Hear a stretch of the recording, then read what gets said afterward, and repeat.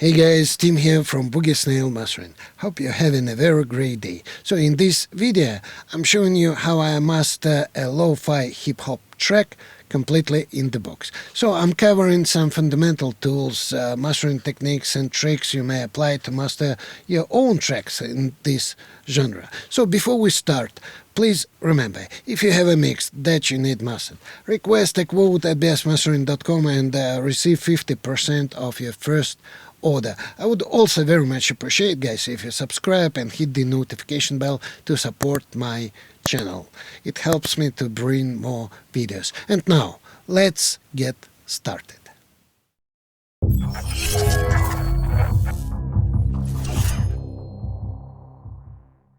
Today I have this lo-fi hip-hop track with soft keys, vocal samples, E strings, pads and cozy beats. So lo-fi hip-hop is a subliminal subgenre of conscious hip-hop that is characterized by high utilization of elements such as introspection and seeks to engage with elements of human emotion. Elements such as high distortion as well as mellow sounds. So first let's have a listen to a part of this track before I start mastering processing.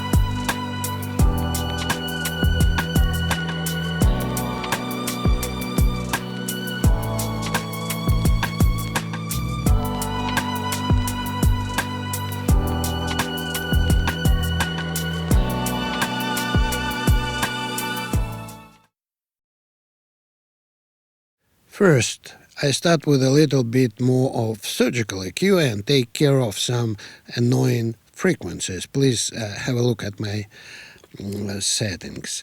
So the best way to clean up booming 808 and thump and bass frequencies is to apply a high-pass filter. So, and my favorite EQ for this task is matte orange EQ. I use it in mid-side mode. I want to make sure that there are no any crazy low frequencies in the sides. So first I make a low cut in the mid portion at 20 Hz. Then I make another low cut for the sides at 80 Hz. This helps to clean up the unnecessary rumble and gives the mix more headroom. Next I apply a low pass filter at 16K. This way the track loses its crispiness and sound duller and less expensive. Funnily enough, in lo-fi music, this is exactly what I'm after. For example, removing all the very high frequencies of hip-hop hi-hat sample will make the hi-hat sound muffled and damped. For almost any genre, this would be the exact opposite result you'd be looking for. But for lo-fi, it really helps to create that understated and nostalgic feeling. So now let's A/B this track with pre and post the smart orange EQ processing.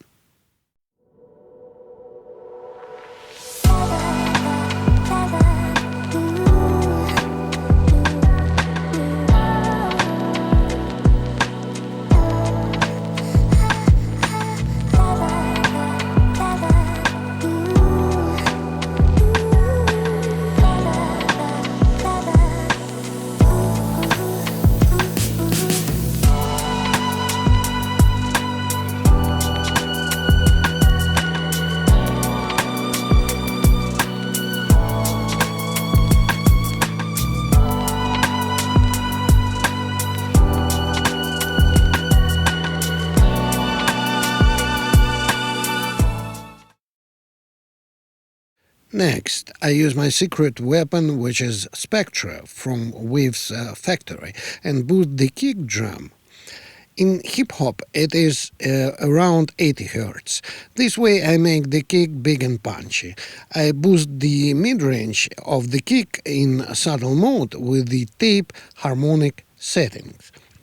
I boost just 1 dB at 80 Hz with a narrow Q. The tape mode generates more second-order harmonics for a more dramatic effect. It gets me a bit closer to a tape feel. The result is pretty amazing. Next, I boost around 2K, just a bit to support the vocals. Now let's be the track with pre and post this Spectra plugin processing.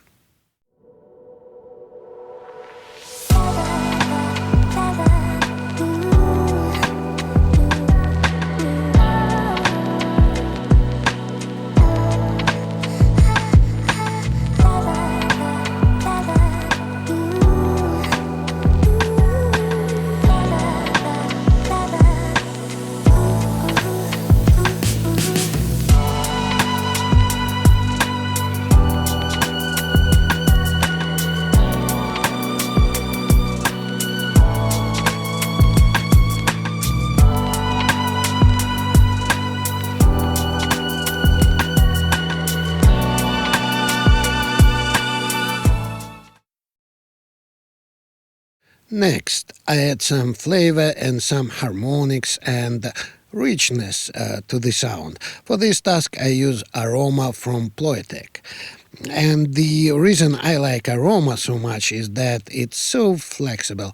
There's so much I can do with it, and it sounds awesome. I add sugar, it adds bigness, it helps the low mid to glow.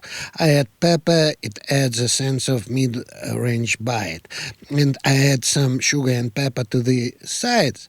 It creates a sense of fatness and enhances the low mid on the side without sounding equalized, with a more natural and cohesive feel. This MS mode gives a nice stereo width for the whole track. So now let's beat this track with pre and post this harmonic enhancement.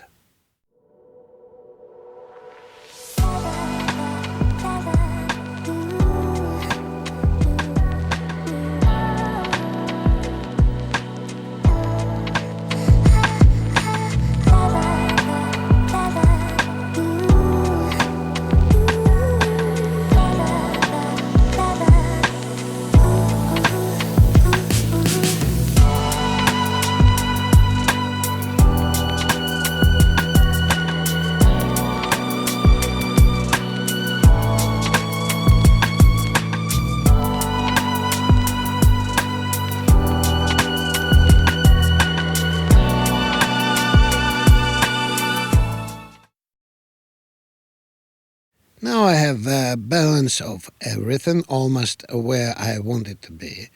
Next, I want to take care of the frequencies in terms of the stereo space. This genre won't be listened in the clubs, therefore I want to keep this track monocompatible, but I can leave a little bit more of the stereo lows. For this task, I use SaintMinder Mastering Edition 2 from Raisin Jack Studio. It is a multi-band imager. And now I will show you a great trick that nobody will tell you about. The trick is to make the track sound more lo-fi and darker, so to say. I take all very highs to a bit more in mono and widen the mids more in stereo. Now let's beat this track with a pre and post this SaintMinder Mastering Edition 2 plugin.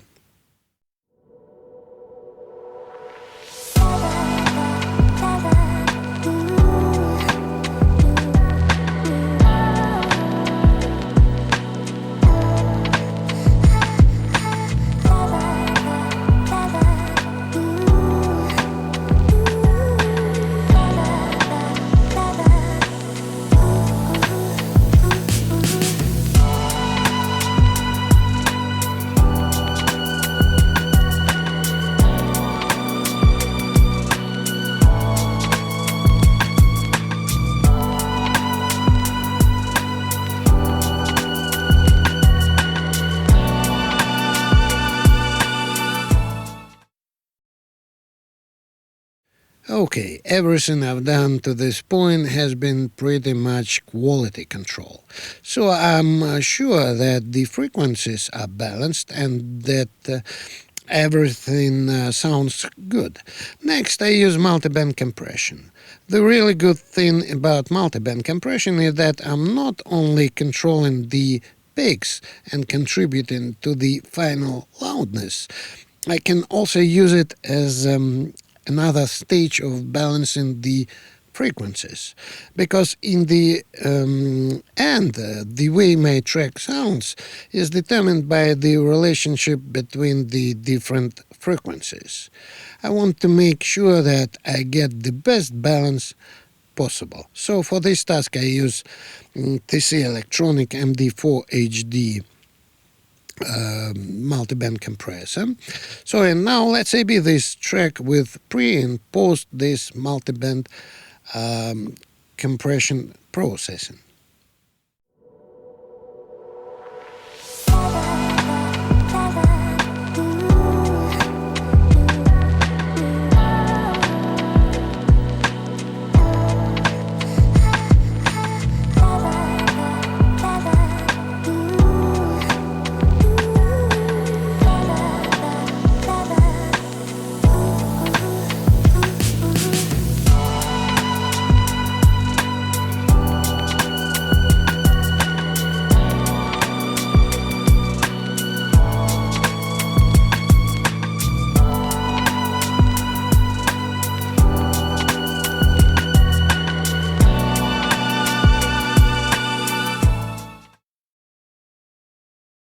Finally, I use a limiter to drive everything and make everything louder and bring the sound up to a commercial level.